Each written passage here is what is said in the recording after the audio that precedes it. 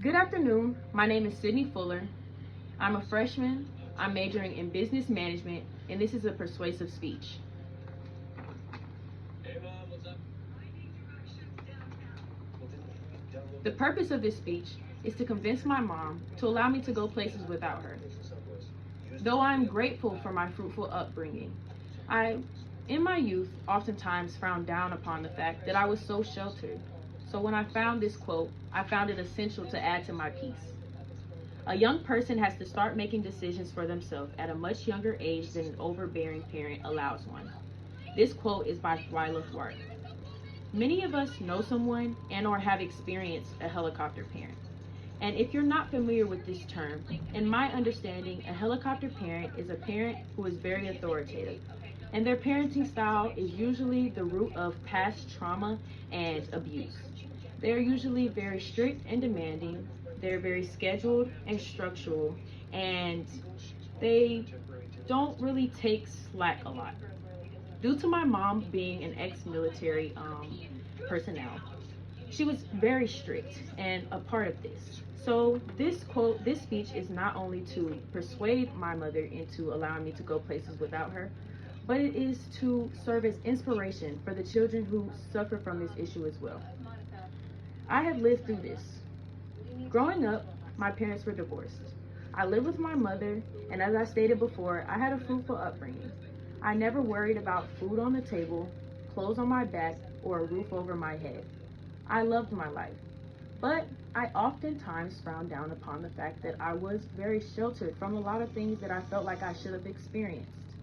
And one core memory that rings true and loud in my head always is one time when I wanted to go to the mall with my friends. I wanted to go to the mall with my friends, and I mustered up the courage to keep asking my mom, and she kept saying no.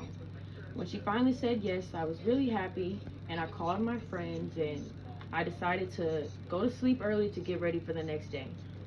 I got up for the next day, and my mom informed me that she was going to come to the mall with us.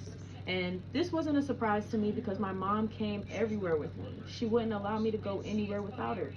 So when she came with us, I decided to muster up the courage to ask her to stay outside of a store when we went inside. This was very new to my mom because she practically went everywhere with us, into the bathrooms, into the stores, into the food court.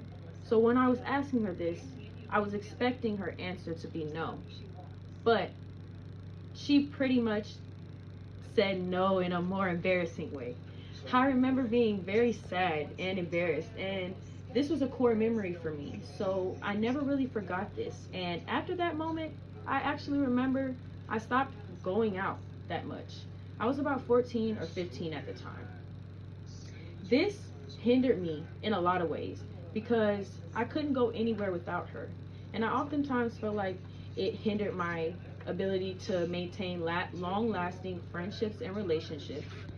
It hindered my ability to maintain my grades, and my mental health suffered. My friendships and relationships suffered because kids are mean, simply. As I was growing up, people were okay with my mom coming everywhere with us, but as we got older, at that age, 14 and 15, where your parents drop you off at the skating rink and leave you alone for a few hours and come get you, it wasn't really too cool to bring your mom with you. So oftentimes, people would call me the party pooper friend, and I would get joked on for having my mom come with us. So this made me very sad. I struggle with my mental health because I struggled with my grades and maintaining my friendships, and I felt alone. So my mental health obviously suffered. When my grades suffered and I had a hard time in school, it was hard for me because I felt alone, and the constant schedule of not going out and having a life outside of school felt very boring and demanding and structured, like I stated before.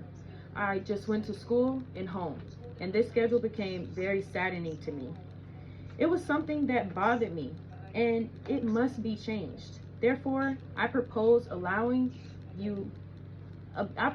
you allowing me to let me go places without you, with the addition of calling you and a curfew.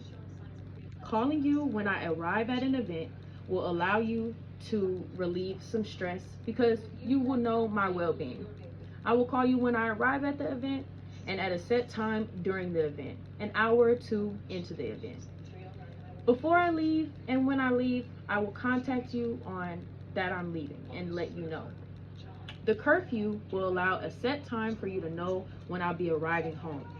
You'll know to call help if I don't arrive at this time, and I respect this boundary if it is instilled.